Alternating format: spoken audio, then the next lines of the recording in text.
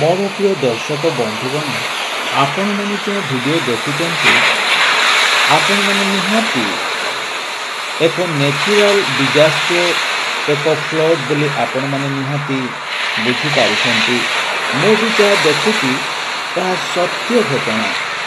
ଏହା 100%ରୁ ଅଧିକ ମାତ୍ରାରେ ସତ୍ୟ ଅଟେ। କାରଣ ବର୍ତ୍ତମାନ ବର୍ଷା ଋତୁରେ ବର୍ଷା ତ ହେଉଛି, କିନ୍ତୁ ଅନବରତ ବର୍ଷା ଯୋଗୁଁ ଆପଣମାନେ ଦେଖୁଛନ୍ତି ସୁନ୍ଦର ପୃଥିବୀ, ଜନଜୀବନ ଧନ ସମସ୍ତ ନଷ୍ଟ ହେବାରେ ଲାଗିଛି। ଗୋଟିଏ କଥା କହି ରଖିବି ଯେ ଆଜିକାଲି AI ଅର୍ଥାତ୍ ଆର୍ଟିଫିସିଆଲ ଇଣ୍ଟେଲିଜେନ୍ସ ମାଧ୍ୟମରେ ମଧ୍ୟ ଏମିତିକା ଭିଡ଼ିଓ ପ୍ରସ୍ତୁତ କରାଯାଉଛି ଯାହାକି ମନୁଷ୍ୟ ବାରିପାରିବା କଷ୍ଟସାଧ୍ୟ ଅଟେ। ମୋର ପ୍ରିୟ ଦର୍ଶକଗଣ, ଗୋଟିଏ କଥା କହି ରଖିବି ଆପଣମାନଙ୍କୁ ଯେ ଆମମାନେ ଖ୍ରୀଷ୍ଟିଆନ ହୋଇଥିବା ସକାଶେ ମୁଁ ଏହି କଥା କହିବି ଯେ ପ୍ରଭୁ ଯୀଶୁଙ୍କ ଆଶ୍ଚର୍ଯ୍ୟ କର୍ମକୁ ମଧ୍ୟ ବିଭିନ୍ନ ରୂପ ଦେଇ AI ମାଧ୍ୟମରେ ପ୍ରସ୍ତୁତ କରାଯାଉଛି, ହେଲେ ତାହା ସତ୍ୟ ନୁହେଁ। ମୋର ପ୍ରିୟ ଦର୍ଶକ ବନ୍ଧୁ, AIକୁ ଚିହ୍ନିବା ଭାରି କଷ୍ଟକର, କିନ୍ତୁ ଯେଉଁ ଆପଣମାନେ ଏହି ଜଳ ପ୍ଲାବନ ଦେଖୁଛନ୍ତି, ତାହେଲେ ଗୋଟିଏ କଥା ମନେ ପକାନ୍ତୁ ଯେ ନହଙ୍କ ବେଳର କଥା ଯଦି ମନେ ପକାନ୍ତୁ, ସେତେବେଳେ ମନୁଷ୍ୟମାନେ, ଜନଜୀବନ, ପ୍ରାଣୀ କ'ଣ ହୋଇନଥିବେ। ଦେଖନ୍ତୁ, ପ୍ରାଣ ବଞ୍ଚାଇବା ପାଇଁ ଅନେକ ବିକଳ ହେଲେ ମଧ୍ୟ ଜାଗତିକ ବିଷୟବସ୍ତୁ କେମିତି ଧ୍ୱଂସି ନେବାରେ ଲାଗିଛି, ପ୍ରାକୃତିକ ବିପର୍ଯ୍ୟୟ। ତେଣୁ ଏହି ସମୟରେ ଶେଷ ପର୍ଯ୍ୟାୟ କହିଲେ କିଛି ଭୁଲ ହେବ ନାହିଁ।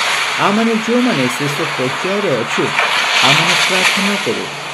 ନିଜେ ନିଜେ ବି ଭିଡ଼ିଓଟି ଦେଖୁଛନ୍ତି। ଏ ହେଉଛି କ୍ୟୁବା ଦେଶର କଥା। ଯେଉଁ ମେଲିସା ସାଇକ୍ଲୋନ୍ ଆସିଲା, ଭୟଙ୍କର ମହାବାତ୍ୟା। ମୋର ଦର୍ଶକଗଣ, ତ ଗୋଟିଏ କଥା କହି ରଖିବି ଆପଣମାନଙ୍କୁ, ଆପଣମାନେ ମୁଁ ସମସ୍ତେ ପ୍ରାର୍ଥନା କରିବା ଯେ ଏ ଶେଷ ସମୟ ପାହାଚରେ ଆମମାନେ ସମସ୍ତେ ରହିଛୁ। ଆମମାନେ ଚିହ୍ନି ପାରିବା କେଉଁ ଭିଡ଼ିଓ ଆର୍ଟିଫିସିଆଲ ଇଣ୍ଟେଲିଜେନ୍ସ ବା AI ଆଉ କେଉଁ ଭିଡ଼ିଓ ନ୍ୟାଚୁରାଲ, ଆମେ ନିଶ୍ଚୟ ଜାଣିପାରିବା। କାରଣ AI ଏମିତି ଏକ ସଫ୍ଟୱେର୍ ଯେଉଁଥି ମାଧ୍ୟମରେ ସତ୍ୟ ପରି ହିଁ ଲାଗିଥାଏ ଭିଡ଼ିଓ ଦେଖିଲେ। ତେଣୁ ଆମମାନେ ସତର୍କ ହୋଇଯାଅ, ଏହି ସମୟରେ ପ୍ରାର୍ଥନାରେ ରତ ରହୁ। କାରଣ କେତେବେଳେ ଆମମାନେ ମଧ୍ୟ କ'ଣ ହେବା ତାହା ଆମମାନେ ଜାଣୁନାହୁଁ। ତେଣୁ ମୋର ପ୍ରିୟ ଦର୍ଶକଗଣ, ଆପଣମାନେ ଭିଡ଼ିଓ ଦେଖି ପ୍ରାର୍ଥନା କରନ୍ତୁ। ଯେତିକି ଅଞ୍ଚଳ ଆପଣମାନେ ଦେଖୁଛନ୍ତି, ପୃଥିବୀର ସମଗ୍ର ଅଞ୍ଚଳରେ ଏହି ବିପର୍ଯ୍ୟୟ ଲାଗି ରହିଛି।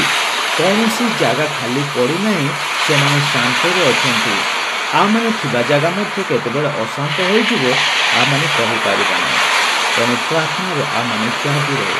ପ୍ରଭୁ ଯୀଶୁ ସମସ୍ତଙ୍କୁ ଆଶୀର୍ବାଦ କରନ୍ତୁ। ଆମେନ୍।